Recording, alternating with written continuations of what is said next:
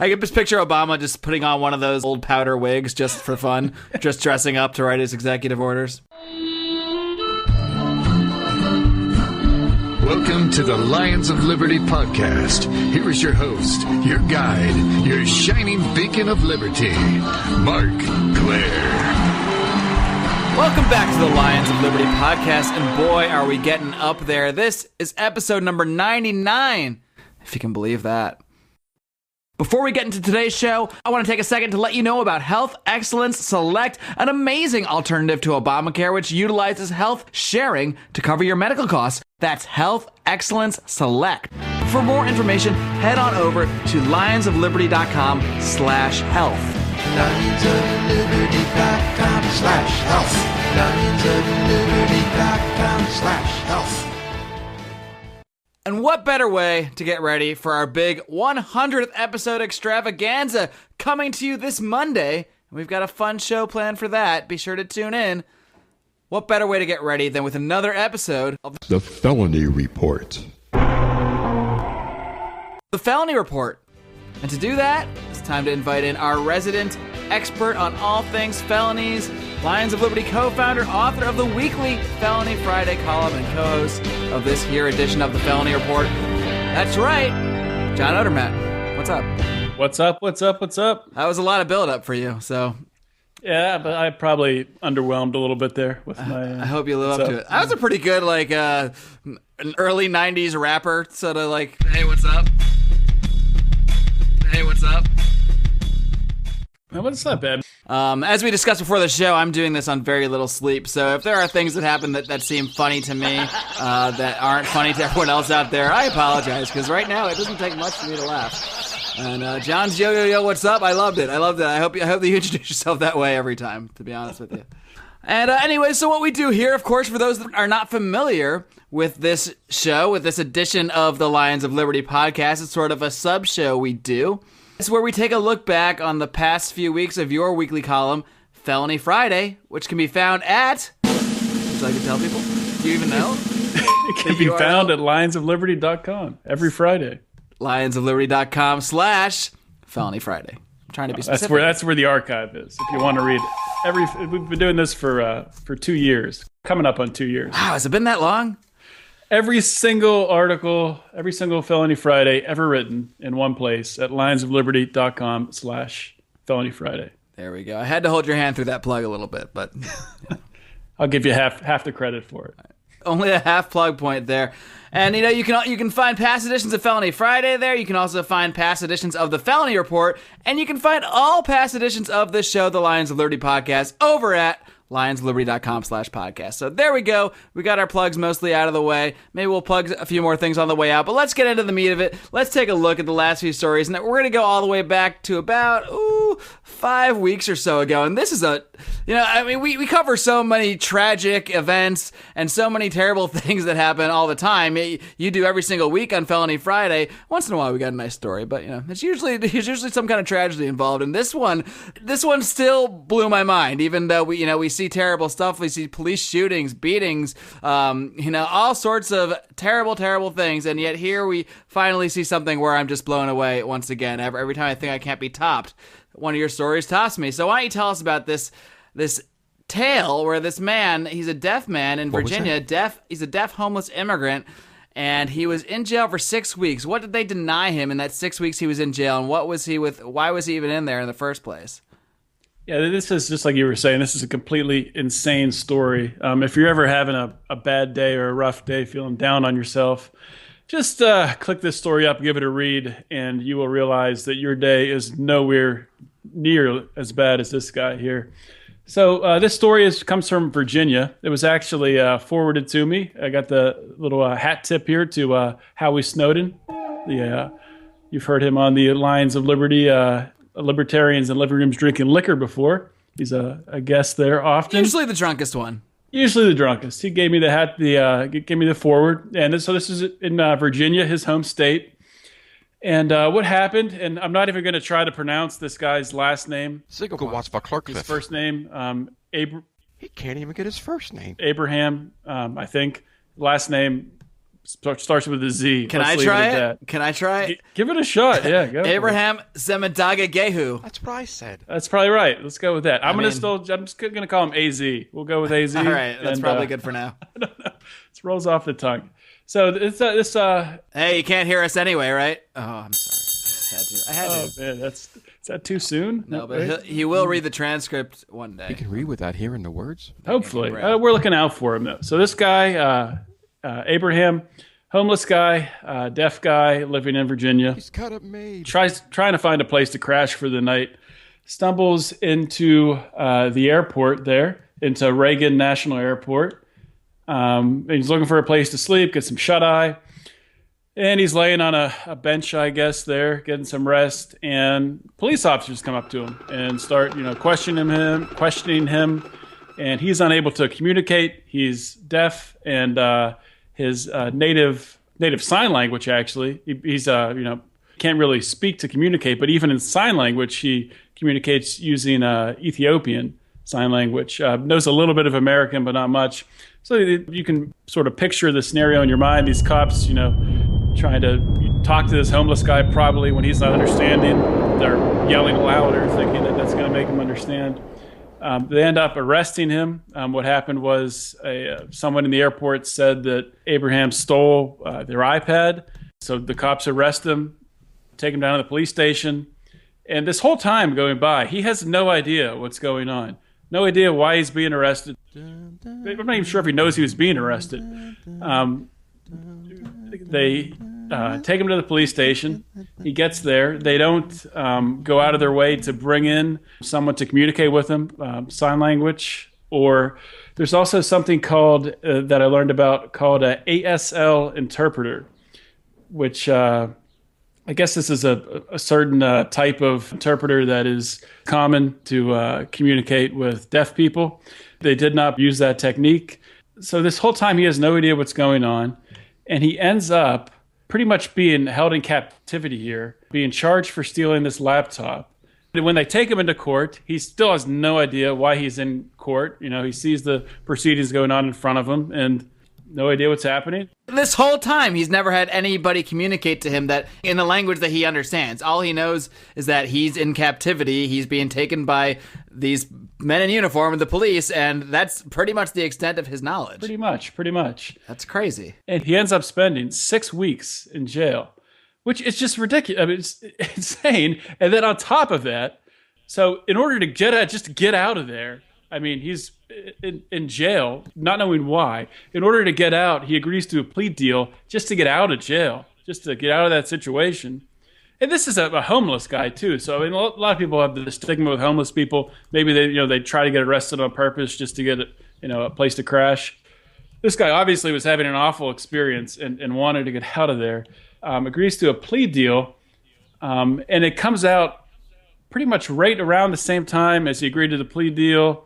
Maybe it wasn't communicated. The prosecutors didn't communicate it to the judge that the guy who accused Abraham of stealing his iPad, I guess, found his iPad or realized that this guy did not steal it because it turned up some other way. So there's been no crime committed, obviously, at this point, since the iPad has been accounted for. Yet the judge in the case, when the attorney takes it back after he's agreed to this plea deal to try to get the charges, I guess they would be expunged or just removed, the judge won't do it. It's just insane. Just such an insane story. And there's a law firm that has taken on Abraham's case pro bono to try to get this conviction thrown out. This what he plead to, this felony plea. So the whole story is just completely off the wall bonkers. I would encourage you to read it from start to finish yourself, just to digest how completely ridiculous it is.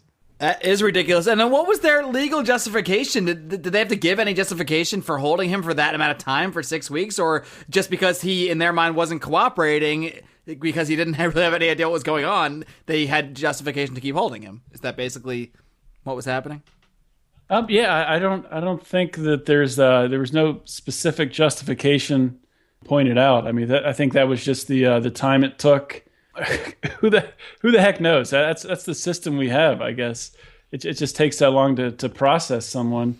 Good God. Unfortunately, it didn't take another week. Then they would have hopefully found the iPad and would have been communicated. Just could have been set free without having to deal with this headache of fighting to get the conviction overturned. So yeah, just crazy. All right, so let's move on to a slightly, just kidding. No, this is also a depressing story. It's not a slightly better story at all. This one is entitled, Police Tactics Should Be Questioned in the Shooting of a Georgia Man. So why don't you tell us about this shooting of a young man named Nicholas Taft Thomas, which occurred, I believe, last month. Yeah, so this is a town outside of Atlanta, Smyrna, Georgia. I might be butchering that. If anyone from that town is listening, you can tweet the show, tweet at Lions of Liberty, and correct me. And I won't even know if you're correcting me because they'll just be spelling it. But no, it's pronounced Smyrna. Unless you tweet phonetically, I don't know. So maybe don't tweet. I don't know. Do whatever you want. Anyway, so this guy Nicholas Taft Thomas is working at a Goodyear tire store, and he had a probation violation. He'd violated his probation, so at least 3 police officers from the local Smyrna station showed up at this Goodyear, in addition to 3 Cobb County police officers. So you got 6 cops at least. I mean, it's kind of odd that you say at least. You'd think they'll know the number exactly.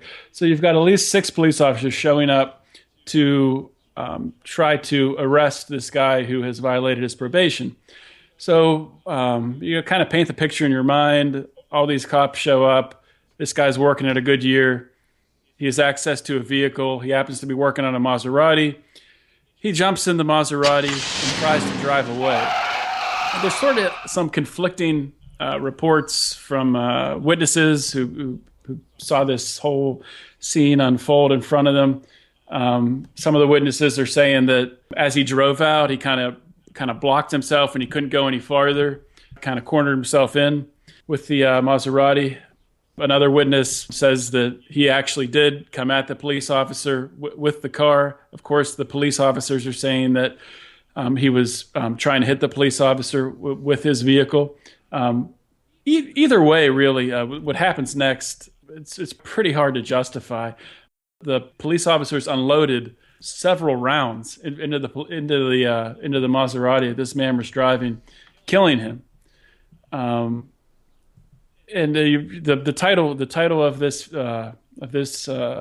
article, questions the police tactics. There's a lot of ways you can look at this. I mean, do you really want to try to arrest this guy at his place of work where there's tons of other people around?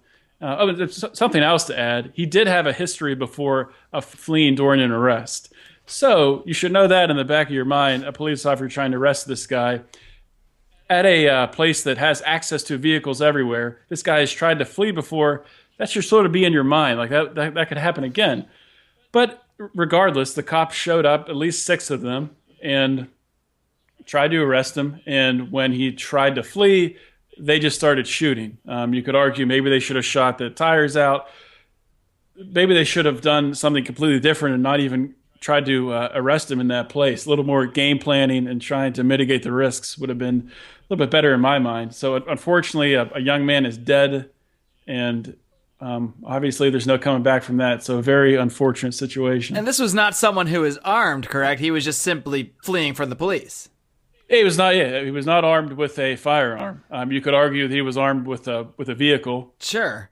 So, I mean, what do you think the police should be doing? I mean, obviously, they're coming to arrest him, and he's fleeing. I mean, how else are you supposed to stop? I'm not trying to justify their tactics. I'm just trying to sort of play devil's advocate, because a lot of people out there listening might be thinking, well, what are they supposed to do when the guy jumps in his car? I mean, I don't know what the training dictates, but are they supposed to just shoot his tires out? Or, I mean, are they worried this guy could, like you said, he might not have a gun, but a car's a weapon. You can easily hurt someone. So maybe that was just the way they saw to have to stop him. Maybe they just saw they had no choice. Again, playing devil's advocate a little bit, but I can in some ways see both sides.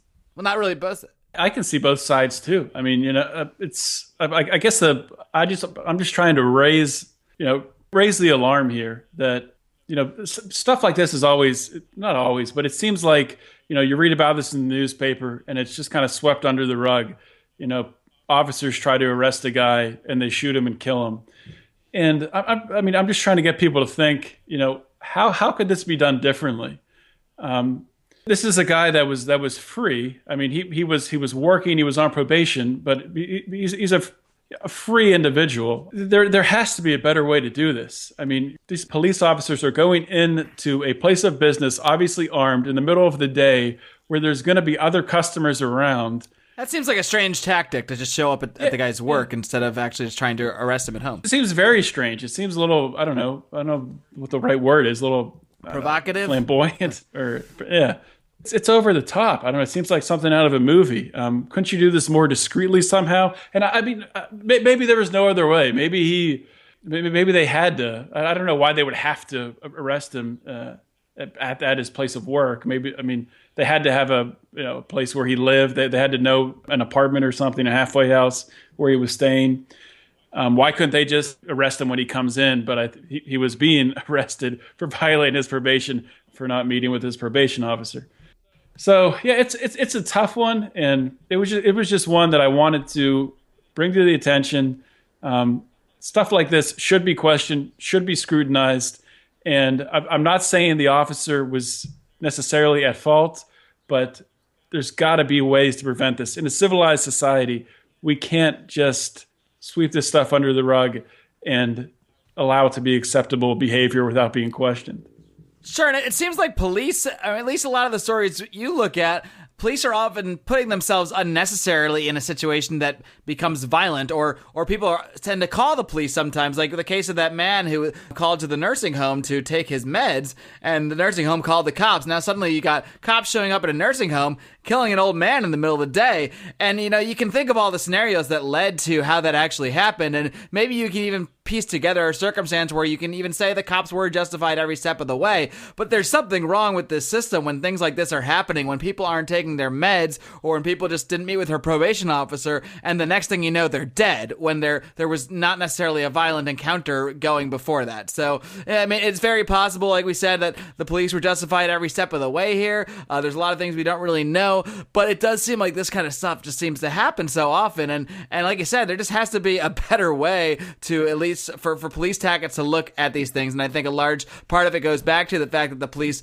generally just are not accountable, even in situations where they might be justified in their actions. The lack of accountability in the system is going to make people question those things all the time, and just build to the kind of resentment that leads to even more conflicts and violence between the police and everyday citizens. So, we got to try to quell this stuff as much as possible, we don't want to incite people to be angrier at the police generically for any reason, but at the same time, we can't just let stuff like this just slip to the wayside and let these lives be lost without at least giving these circumstances, careful scrutiny, and at least trying to ask the questions, the larger questions about our systems, our systems of policing, of arresting people, and why they seem to lead to needless death so often. So I think that's why you pointed this story out, and that's why we're still harping about it here. Absolutely. Now, the next one here, it's a little bit of a clickbait title, I think, if we were to be honest, because this doesn't specifically mention Edward Snowden, but it does seem like a very obvious tie-in, and that was an executive order recently given by President Obama. And why don't you just tell us what this executive order is all about and how it actually ties into Edward Snowden, as your title suggests. Title of this article is Executive Order Prohibits Donations to Edward Snowden. Yeah, so this, I guess it is a little bit of clickbait. Maybe I apologize for that. No need to apologize. It got a lot of clicks, so I mean. Yeah, if you clicked it and you enjoyed it, I didn't get any negative feedback on it, so I guess it served its purpose. But so this executive order that Obama signed a couple of weeks ago, I think it was on a Thursday or Friday. These things always kind of happen, towards the end of the day, and they're not really reported. It was on a Friday that you wrote this article because it was Felony Friday, so. Executive order is titled Blocking the Property of Certain Persons Engaging in Significant Malicious Cyber-Enabled Activities. And I will quote here a part of the executive order here. The executive order declares a national emergency to deal with the threat of increasing prevalence and severity of malicious cyber-enabled activities originating from or directed by persons locating in whole or in substantial part outside the United States, constitute an unusual and extraordinary threat to the national security, foreign policy, and economy of the United States. So that's the beginning of the executive order. Section 1 of the executive order talks about freezing the assets of the cyber criminal. So the cyber criminal in the United States. So this would be freezing the assets of Edward Snowden. And Obama leaves the discretion up to whose assets would be frozen or when this executive order would be utilized, leaves it up to the Secretary of the Treasury, Attorney General, and Secretary of the State to determine, if the criteria of this executive order are even met, which is, a little troubling in itself. Why do we accept this system where the president can just sort of wave his wand or wave his hand, and now we suddenly have a new law in place effectively? It's not technically a law, it's an executive order, but it essentially acts like a new law. Is this something that there's any opposition to out there? There's opposition right here on this show, Yeah, right here there is. But I don't know. It does seem like, the majority of Americans just hear executive order, and it doesn't matter if it's Barack Obama, George Bush, or I guess I should say, when it's Barack Obama who does it, it's the Republicans who get upset. When it's George W. Bush who does it, it's the Democrats who get upset. But yeah, it's only really libertarians or people that really value individual rights, value property rights and liberty that actually, hold the principle that this is violating the freedoms of individual rights. It's insane that a president can just, I'm sure he didn't draft it. I'm sure it was drafted for him, but just sign this into law. Wait, are you suggesting that presidents don't literally sit down with their ballpoint pen and their quill and dip it into like a little jar of ink and write their executive orders out? Yeah, I could be wrong. He might have wrote this himself with a maybe one of those old school pens, with the feather and nice cursive handwriting. There you go. I wish. And I could just picture Obama just putting on one of those old powder wigs just for fun, just dressing up to write his executive orders. But you never know. You never know, man. That's how I picture the White House like Pee-wee's Playhouse. Some crazy stuff goes on there. So yeah, the executive order's insane. Probably most people listening to this show, I would think, probably agree with that. This executive order may be a little more draconian than some other ones. I don't know. There's just a lot of bad ones out there. So where this ties into the Edward Snowden donation thing, and I think I originally found this on a Bitcoin news site, and it was tied into limiting donations to Edward Snowden via Bitcoin. Wait, but I thought Bitcoin was anonymous. Yeah, it's not. It's not anonymous at all. You got bad information. Okay. It's actually the opposite, huh? Exactly. They can track everything you're transacting with your Bitcoins. So Section 2 and 3 of this executive order relate to making donations. People here in the United States making donations to those people pointed out in Section 1 of the executive order, the cyber criminals that the Secretary of the Treasury and all those clowns in the cabinet are going to decide who exactly has violated the criteria of this executive order. So this 2 and 3 ban assisting these individuals with donations, either cash or Bitcoin or anything of the sort, or any other assistance. I guess that this very vague executive order deems to be assistance, which. If you buy him an ice cream or something, hey, that's assistance. Yeah, man. I have a beer, maybe some sushi. I don't know. If you have sushi with Edward Snowden, watch out. Watch out. Your assets may be frozen. I wonder if John Oliver, I don't know, did you see that interview with John Oliver? Yeah, I did. That was good stuff. Is that assisting Edward Snowden? I don't know. It might be. It got him some media exposure, I guess. I'm sure he made some money off of it, right? I don't know. Quite possibly. Yeah, well. If John Oliver gets his assets frozen, I guess we'll know. I guess it'll be our fault. Sorry, John. How bad. Because Obama didn't realize that interview happened until he was listening to the Lions of Liberty podcast. Wait a minute. I got to go check this out. John Oliver, I love that guy. Anyway, that was my Obama impression, by the way. One more thing to add on this one, then we can move on. Section 7, probably the most draconian and troubling part of this terrible, terrible executive order. It's where the president claims, in the interest of national security, that the authorities in the U.S. can seize and hold an individual's wealth without giving any prior notice. So there doesn't have to be any justification, doesn't have to be any notice served. They can just show up at your house and just seize your wealth, seize your assets. Pretty insane, really. And that's the real felony. The government seizing people's assets. That is the real felony. When they haven't actually violated the rights of anyone else. And that's how this qualified for Felony Friday. That's in case you're wondering how this qualifies. All right, John, we got just a couple more stories to take a look at, but first I got to take a second to tell everyone about our sponsors at Health Excellence Select. Now, until last year, I was just like you guys. I saw my health insurance costs double and my deductible skyrocket thanks to the Obamacare health insurance mandates. Determined not to participate in this corporatist scheme, I sought an alternative and found out about health sharing, a fantastic concept in which your monthly fees go directly to pay the medical bills of others, not into the pockets of some crony capitalist fat cat. Health Excellence Select combines health sharing with a patient care personal assistant, 24/7 phone access to board-certified physicians, and discounts on dental, vision, and other benefits. The best part is that for most people, plans with Health Excellence Select are much more affordable than Obamacare insurance, and it meets the legal mandate, so you will not be fined for using it in lieu of insurance. For more information, head on over to lionsofliberty.com/health. lionsofliberty.com/health. lionsofliberty.com/health. lionsofliberty.com/health. All right, let's move on to another story, and this one's really in your wheelhouse, kind of why you started this little venture, this little Felony Friday venture, and how you came to feel a plight for felons. Yeah, the plight of felons, the plight of felons.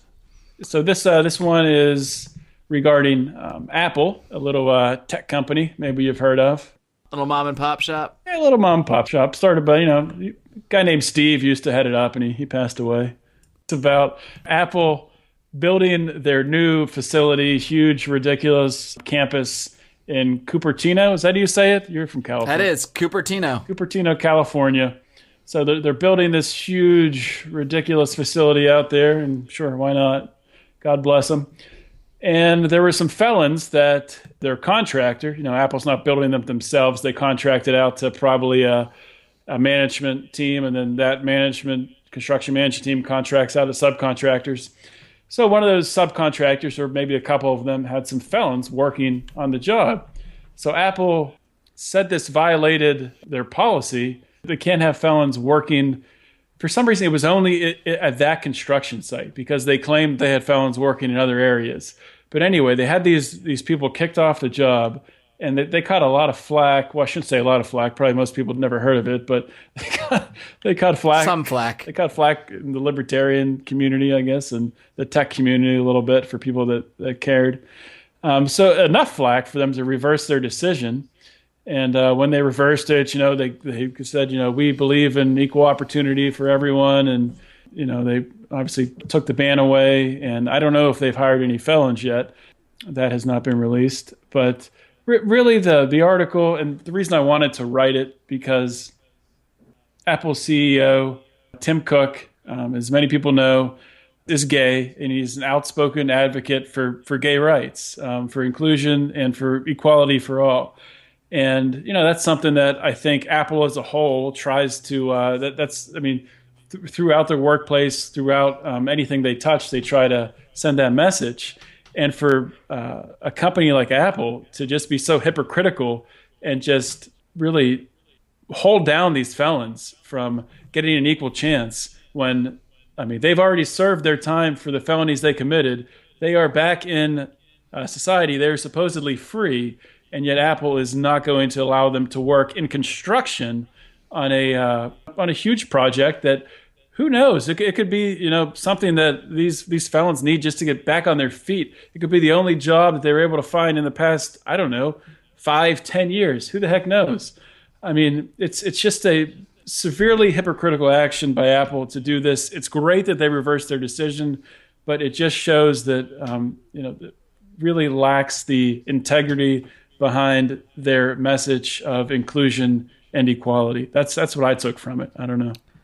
Yeah, there was a couple forums that linked to this article, and I saw the same kind of comments from people, and they were kind of along the lines of, well, these felons broke the rules at some point, and you shouldn't have people working for you that show that they can't follow the rules. And it seemed that there's a lot of attitude out there about as if anyone that ever makes a mistake or breaks a rule or commits a felony or anything should just automatically be disqualified from, I don't know, every right they can ever have. Like they can never work again now. They can never have a gun and defend themselves again, no matter what the felony. I mean, to what extent do people seem to want to deprive people of their rights for just having one felony on their record in their entire life? It seems so crazy, especially when so many people are arrested for felonies that are indeed victimless crimes, drug possession, drug distribution, and stuff like that. So, I mean, it really is amazing to me that I'm surprised they could even run a job site like that without hiring felons, because so many people are felons nowadays. I mean, you dealt with this when you were out here in California. You had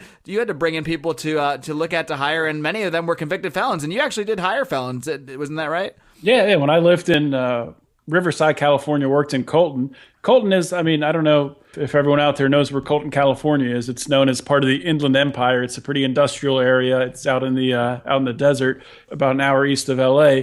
It's sort of a rough area. God, why do they call it an empire? I've always wondered that. It doesn't feel like much of an empire when you're there. Yeah, it doesn't have an empire. Feels more like a desolate wasteland, but that's a side note. Inland Empire sounds a little. No better, offense to anyone who lives in the Inland Empire. It's desolate wasteland fantastic. empire or whatever. Inland wasteland isn't quite as catchy, I guess. One of my jobs, I was a management trainee at the time, so I was in a rotation. And one of my jobs, and I worked in HR, I would screen applicants and I would interview them.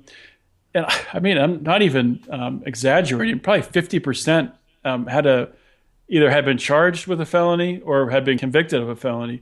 And if we got rid of those people just because of that, we wouldn't have been able to stay open for business. I mean, the pool was just not large enough. And, we ended up hiring a lot of felons. I mean, a significant amount. And I mean, they were good people. I mean, from what I knew, they were hard workers. So it's, people make mistakes. And maybe a little thought experiment for the listeners out there. Think about maybe the worst thing you've done in your life, maybe not even in your life, maybe in the past year. And then think about if your employer, or maybe your prospective employer, were to know about that. Would they hire you? I mean, that's a lot of sort of the same thing that felons deal with on a daily basis, or maybe not daily basis, but when they go for a new job, when they apply for a loan for a mortgage, that follows them everywhere. Being known for probably one of the worst possible moments of their life. Or, I mean, depending on how you look at, drug laws, without bringing that in, maybe the worst mistake of their life in the context of violating laws, whether you feel if those laws are just or not. It's just something to think about. Yeah, I mean, I'm certainly there's some people that maybe you never want on a job site again, like a dangerous criminal or someone who's murdered multiple people, but those people are still in jail. And once a felon has served his sentence, I mean, if the sentence is for X amount of years and then he completes that sentence and, has committed no wrongs in the meantime, I mean, at what point do we consider that person an actual citizen who has actual rights again, who can actually join society and work and get jobs just like the rest of us and defend themselves just like the rest of us and get a mortgage just like the rest of us? I mean, it seems insane. Seems to be people out there that seem to think a felony should be a lifelong conviction to just not be an equal citizen, which just seems crazy. That means every felony is a life sentence to at least probation for all intents and purposes, to not being able to fully rejoin society. And that's got to change, because if we don't let people really rejoin society, well, they're just going to return to felonies and maybe commit even worse felonies just to survive. So it's obviously a big issue. I know it's kind of what got you into this whole felony issue in the first place. So I'm glad we're seeing some progress on this issue, at least in this one case. Now there's one more case we're going to touch on, and this time we will. Well, I don't know if it's a positive note. I think anything with pot cookie in the subject has to be a positive note, but there's actually an interesting spin to this recent case. So why don't you tell us about this kid who was recently arrested for giving a pot cookie to his teacher? I should try to interview the teacher first of all, just to see how the rest of his day was. You should. That might be for a different podcast, though. So this teenager, gave a pot cookie to his teacher without his teacher's knowledge. I'm not sure exactly the manner that was done. If it was, hid it in another group of cookies, or if it was, if he said his mom baked cookies and brought them in and slipped a pot cookie in, it doesn't really matter. This cookie was given to the teacher without the teacher's knowledge, and the teacher got stoned from it and started feeling sick or started feeling high. And they were able to figure out that it was from the cookie, maybe because the kid was laughing. I don't know. But so this kid gets arrested and he's charged with a felony. And I've been getting a lot of feedback on this story from people on Reddit. I guess just reading the title and thinking that I'm defending this teenager for doing this. But if you read the entire article, you'll see that I'm absolutely not doing that. The reason I wanted to write about this and wanted to bring it to attention is because the kid is being charged with a felony for delivering the marijuana, for delivering a drug. And that's really not the crime here. I mean, that's really not the rights that were violated. The rights that were violated were giving this teacher a drug, a substance, a potentially harmful substance, without the teacher's knowledge, without the teacher's consent.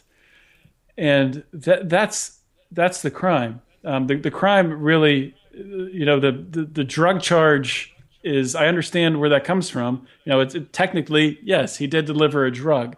That is a violation of the current law. But this just shows you how our current laws do not actually focus on rights violations. They focus on other things like man-made laws regulating transactions with plants. So that's one of the reasons why the major reason why I wanted to bring this into focus, because I think that is entirely missed.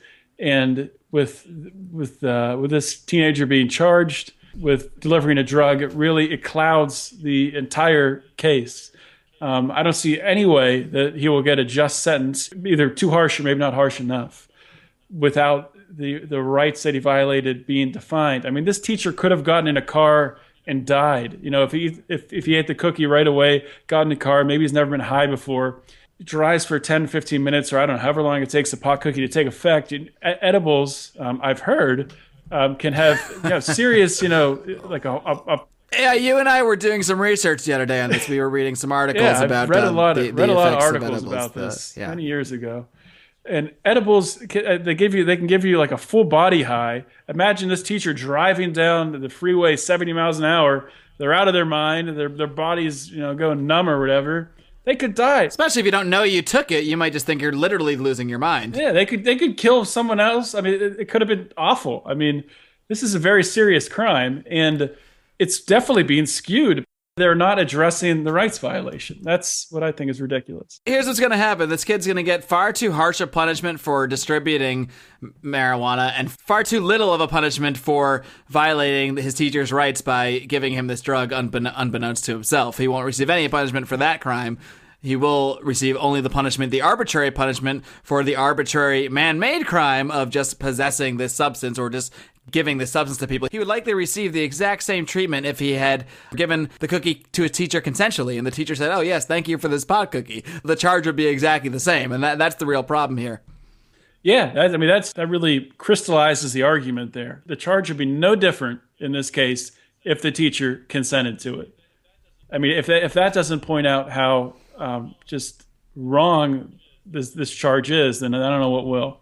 Well, hopefully us talking about it here on this podcast will. That's why we do this thing every, I don't know, it was 5 weeks since we did the last show. So why don't we say we do this every 5 or 6 weeks? We'll see how it actually turns out, but we will keep doing this show. The Felony Report. The Felony Report, keep coming back. You can find it at lionsofliberty.com, as we said.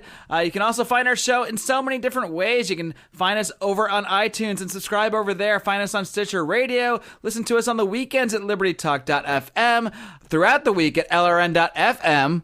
And where else can you find it, Odie? I don't know. You can even listen to it. Do you have an Amazon Echo yet, Odie? Don't even bring that up with me. If anyone from Amazon is listening, I want an Echo more than anything in the world. I've been asking for an Echo since last fall, and they never fulfill my invitation. Every time I go back, it says request another invitation. Just give me an Echo. Wow. Wow. Okay. All right. That's probably a good way to end the show. My point being, you can also listen on your Echo by asking Alexa to listen to the Lions of Liberty podcast on TuneIn, and she will find it. Or she will kind of stutter around and say, I cannot find the podcast Liberty on TuneIn for a while. But I'm sure they're just working out the kinks. But usually you can get it to work to play the Lions of Liberty podcast for you. So, or maybe it's a CIA scheme so people can't listen to the podcast. On the next edition of Felony Report, we'll be discussing Odie's felony charge for his assault at the Amazon headquarters and his kidnapping of Alexa. That's a joke. That's a joke. Not happening. It's probably a joke. Well, if you're gonna do anything crazy, at least wait until we record our 100th edition. That's right. In our very next episode, this coming Monday, we will have the 100th episode extravaganza here at Lions of Liberty Podcast. We're going to have sort of an amalgamation of shows. There's going to be some liquor being poured, for sure. So it's kind of a libertarians in living rooms drinking liquor show.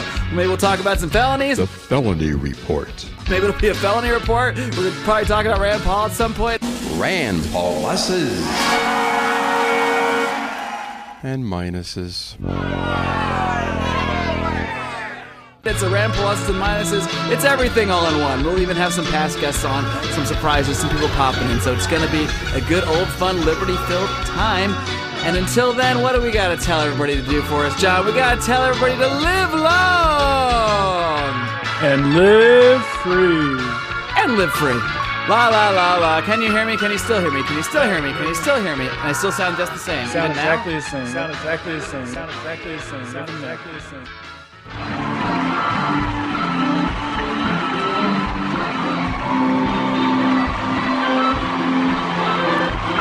Head of editing and mastering is John Dahmer.